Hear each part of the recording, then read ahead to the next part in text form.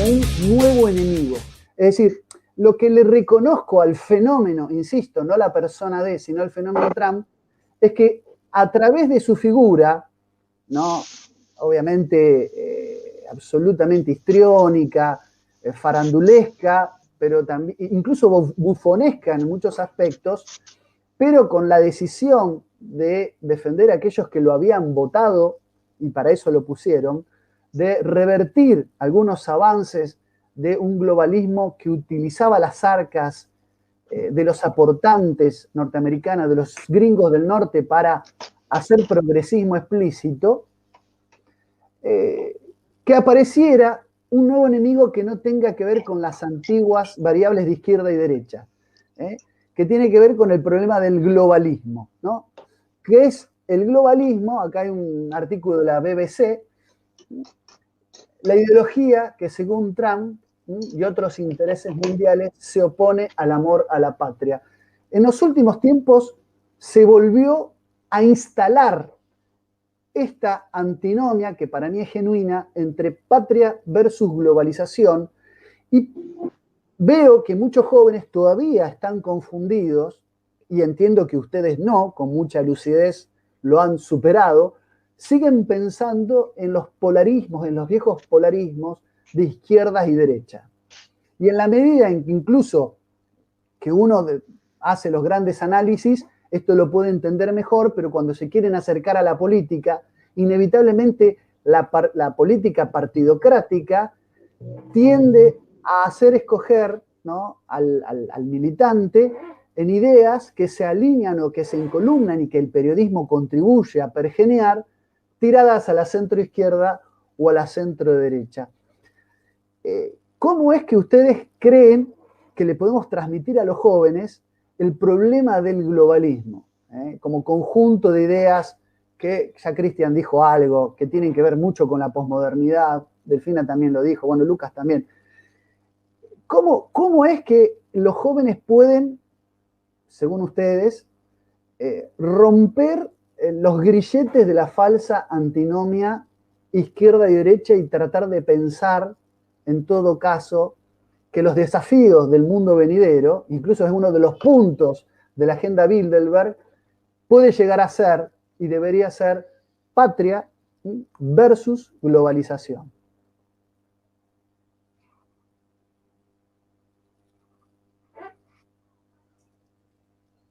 No tenemos que seguir el mismo orden, pueden hablar en el orden que quieran. Bueno, dale, si querés arranco. Varias cosas. Me parece interesante hacer un breve análisis de lo que es el globalismo, ¿no? Primero destacar lo que mencionaba de Trump, que lo interesante de Trump es que rompe con el centro liberal. Si algo caracterizó a la política desde la caída del muro de Berlín hasta la llegada de Trump, es la alternancia entre la socialdemocracia y lo que llamamos neoliberalismo, que es lo mismo, ¿no? De hecho, el término neoliberalismo lo acuña un precursor de la escuela austríaca como Ludwig von Mises, ¿no? En su libro Liberalismo, la tradición clásica, él trataba de este nuevo liberalismo, ¿no? En alemán, que cuando se traduce el libro en inglés se toma como neoliberalismo, al socialismo reformista, ¿no? Que adhería a la democracia liberal y a las políticas de mercado que establecía el capitalismo. Ya en el origen etimológico vemos la intrínseca relación entre la socialdemocracia y el neoliberalismo. Bueno, desde la caída del muro de Berlín, la alternancia fue entre centroizquierda y centroderecha, como decías, Lucas. Y bueno, esta globalización devenida en este globalismo total trajo consecuencias a lo largo y ancho del mundo, ¿no? La deslocalización, la internacionalización de la cadena de producción, con la deslocalización de las industrias, por lo general a Asia, generó desempleo en muchos lugares y en grandes potencias. Estamos hablando de que el avance del desempleo, y sobre todo en sectores jóvenes y en sectores rurales, también los sectores que se dedicaban a la industria, claro está. Estamos hablando de países de Europa importantes como Francia, Italia, España y en el mismo Estados Unidos. Trump es justamente la expresión de eso. Y bueno, su característica va que rompe con el centro liberal, por eso se puso en contra al mismo partido republicano en gran medida y al partido demócrata, que es el que representa al establishment estadounidense, ¿no? Al complejo militar, al establishment mediático, en fin. Creo que como ha hecho resaltar de Trump es eso, rompió con el centro liberal bien pensante y políticamente correcto, ¿no?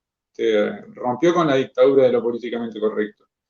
Y en cuanto a qué es el globalismo, porque muchas veces se le pone un halo como de conspiración, ¿no? Como un concepto conspiranoico. Y en muchos casos, por lo general, esa caracterización viene de la izquierda y llama la atención, o en realidad no tanto, porque la izquierda hoy ya ni lee. Si por algo se caracterizaba en el siglo XX los que estaban formados bajo la doctrina marxista o leninista eran por ser personas instruidas, con amplios conocimientos de la historia, de su misma doctrina. Hoy tenemos una caterva de imbéciles, si se quiere, que se autodenominan marxistas o se autoperciben marxistas y ni siquiera leyeron a Marx y menos a Lenin. Un claro ejemplo está de que quien introduce el término del globalismo en América Latina es justamente Octavio Yanis, un prestigioso sociólogo brasilero, de los más importantes, que es un discípulo de, de Florestan Fernández, no me salía el nombre, perdón, ¿no? También estudió con Cardoso, con Faleto, en fin, un reconocido y prestigioso sociólogo brasilero, cuya obra justamente trata de abarcar, una gran parte de su obra trata de abarcar esta idea del globalismo, ¿no? Se podría hacer un compendio de sus obras que se resumen en sus libros Teoría de la Globalización, tiene el otro Sociedad Global, y este que es el más importante, la era del globalismo, donde hace una caracterización de lo que es el globalismo. Y justamente Yanis era una persona que no venía de la derecha, estaba formado en la socialdemocracia, con ideas marxistas, y él empieza a ver este fenómeno, ¿no? Que le es de interés en su obra, en donde caracteriza y define al globalismo justamente como una configuración histórico-social. Él dice que rompe con la historia del globalismo, comprende la sociedad como un todo total, ¿no? Un shopping center global, va a decir él,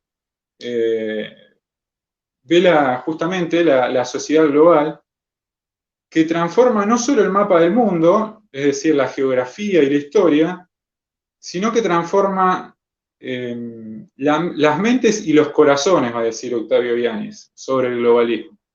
Y esto es muy importante porque la política, conocemos nosotros los procesos de colonización, de colonialismo, a través de la historia, en un principio como el colonialismo territorial, ¿no? Luego se ha pasado tras el proceso de descolonización, a los colonialismos económicos, ¿no?